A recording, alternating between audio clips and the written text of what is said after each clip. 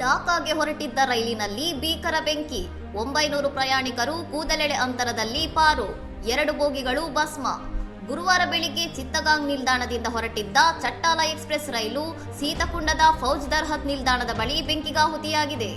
ರೈಲಿನ power car ಮತ್ತು 1 AC ಕೋಚ್ಗೆ ಬೆಂಕಿ ವ್ಯಾಪಿಸಿದ್ದು, ಇಂಜಿನ್ ಅತಿಯಾಗಿ ಬಿಸಿಯಾದ ಕಾರಣ ಈ ಅವಘಡ ಸಂಭವಿಸಿರಬಹುದು ಎಂದು ಪ್ರಾಥಮಿಕ ತನಿಖೆಯಲ್ಲಿ ತಿಳಿದು ಬಂದಿದೆ. ಘಟನೆಗೆ ಸಂಬಂಧಿಸಿದ ವೇಳೆ ರೈಲಿನಲ್ಲಿ ಸುಮಾರು 900 ಪ್ರಯಾಣಿಕರಿದ್ದರು. ಅದೃಷ್ಟವಶಾತ್ ಎಲ್ಲರೂ ಸಮಯ ಪ್ರಜ್ಞೆಯಿಂದ ಕೆಳಗಿಳಿದಿದ್ದರಿಂದ ಯಾವುದೇ ಪ್ರಾಣಾಪಾಯ ಸಂಭವಿಸಿಲ್ಲ. ಅಗ್ನಿಶಾಮಕ ದಳದ 2 ಘಟಕಗಳು ಸುಮಾರು 1 ಗಂಟೆಗೂ ಹೆಚ್ಚು ಕಾಲ ಕಾರ್ಯಾಚರಣೆ ನಡೆಸಿ ಬೆಂಕಿಯನ್ನು ನಿಯಂತ್ರಣಕ್ಕೆ ತರುವಲ್ಲಿ ಯಶಸ್ವಿಯಾದವು. ಬೆಂಕಿಯಿಂದ ಹಾನಿಗೊಳಗಾದ ಬೋಗಿಗಳನ್ನು ಬೇರ್ಪಡಿಸಿ ಬದಲಿ ಪವರ್ ಕಾರ್ ಮತ್ತು ಎಸಿ ಕೋಚ್ ಅಳವಡಿಸಿದ ನಂತರ ರೈಲು ಢಾಕಾದತ್ತ ಪ್ರಯಾಣ ಬೆಳೆಸಿದೆ. ಇನ್ನಷ್ಟು ಸುದ್ದಿಗಳಿಗಾಗಿ ನೋಡ್ತಾ ಇರಿ ಸೌರಂ ಟಿವಿ.